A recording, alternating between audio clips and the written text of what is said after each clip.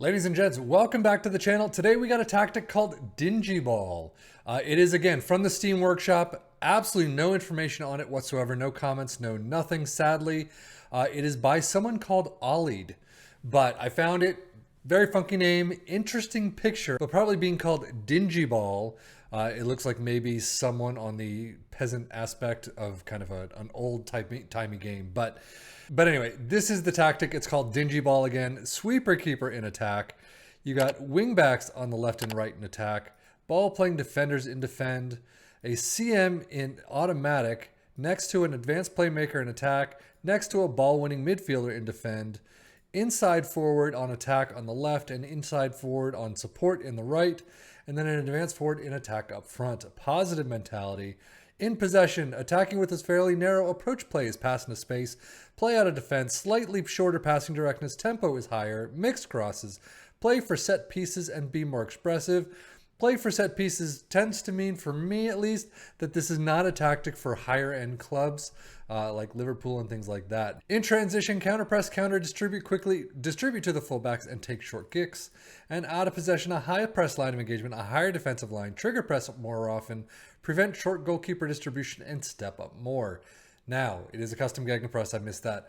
But how did it do for our three teams of Tottenham, Wolves, and Newcastle? Not great. I mean, Wolves doing fairly well at 66 points. Tottenham at 55, not good. Newcastle at, what is that, 45 or 44? Really not good. Wolves' schedule, since they are the ones on top of our three, starting out very nicely, a set of 4 wins in a row, Carabao Cup included. Then it just becomes pretty spotty up until the Carabao Cup's 4th round, 2-2 loss in penalties to Brighton. Just basically makes an awful December. Continuing on to the FA Cup 4th round, 3-5 over Manchester City. You have a fantastic set of run. I mean, the end of the season, the last 3 months, absolutely fantastic. It's too bad you didn't do that a little sooner. Tottenham start seems, I mean, a little spotty. They have a nice September with a loss in there. A nice set of runs here. I mean, again, draws are still points, but hopefully if you're taking this tactic over, you're doing your own transfers, you're doing your own shouts, mid-match, you can hopefully turn a lot of these draws into wins. Unfortunately, out in the Carabao Cup 3rd round, 0-1 against Aston Villa. FA Cup, UEFA Champions League, you're out in the round of 16, it looks like, against Porto. Wow. FA Cup 5th round, though, against Everton, 1-2.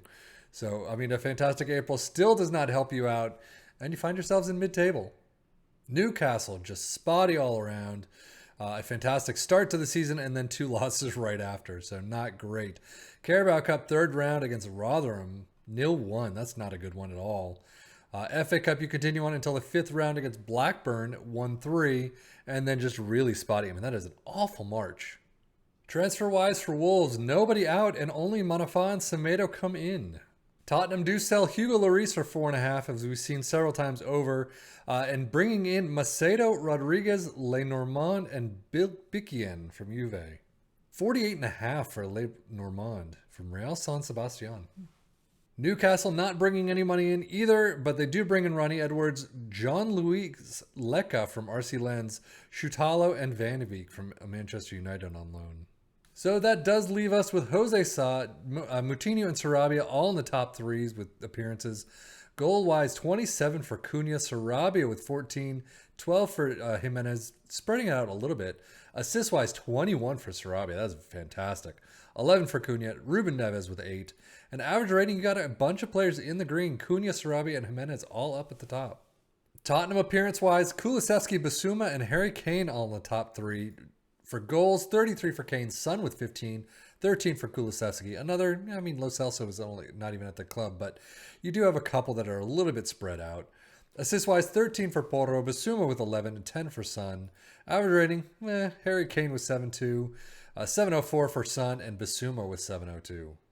Newcastle, Nick Pope, St. Maximin, and Botman all up in there at the top appearances. Goals-wise, 35 for Isaac, a fantastic season, as you'd expect. 12 for St. Maximin, and then down to 4 for a bunch of players. That's awful. Really not spreading it out whatsoever. Assist-wise, though, Trippier, St. Maximin, and Willick with 5, as is Guimaraes. But 16 is great. 12 is not bad. Everything else, wow.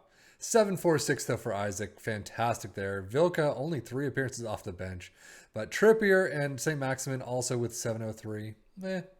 Data hub wise for Wolves, shaky in defense, very good in attack, or good in attack. You can see some pretty strong attacking numbers, not too bad. And then if we actually go down, if you go to Tottenham, you can see this little bit is being chewed away slowly but surely. They're good both in defense and attack. You can see the numbers kind of over the Premier League average, which basically equates to good.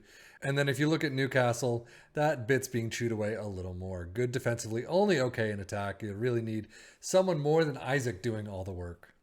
Premier League stats, with Liverpool getting most goals, 96. Wolves, Tottenham, and Newcastle in there, though, even though Newcastle is so far down, 61 all the way up to 81. Unfortunately, they're nowhere else in any of these lists until you get to most shots. Most shots for all 3 teams, 600 down to 579. Wow. Liverpool, though, was 762. Absolutely amazing.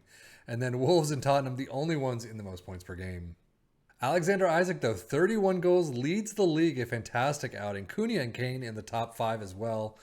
Most assists, Sarabia, Trippier, St. Maximin, 20 is just a phenomenal number. Player of the Match awards, Isaac, Sarabia, Kane, and Cunha all in there. Best pass completion, nobody. St. Maximin, though, with most dribbles made. You do have some goalkeeper work, just not in the shutout department. But tackles one, Nunez with 97, not too bad. Key passes, Trippier and Sarabia at the top 2, as in a good tactic at least, you'd always expect them there. This time around, kind of surprised they're both there, but hey, we'll take it. And then most shots, Isaac, Cunha, Kane, and St. Maximin in there. Overall, this tactic just didn't work all that well. Again, it's a sim.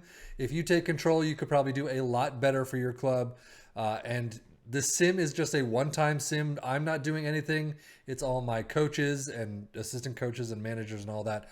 They're the ones doing all the transfer work. They're doing the match work. So that's what happens. In my case, it didn't work very well.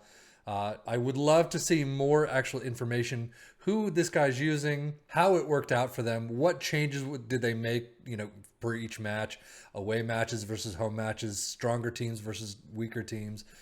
How did all that work for them? I would love to see that. If you're making a tactic, please fill out the description just so we can see what is going through your thought process and what's going on in your head. But that is it for me. Savvy FM for the Football Manager blog channel saying thank you as always for watching. Take care and enjoy.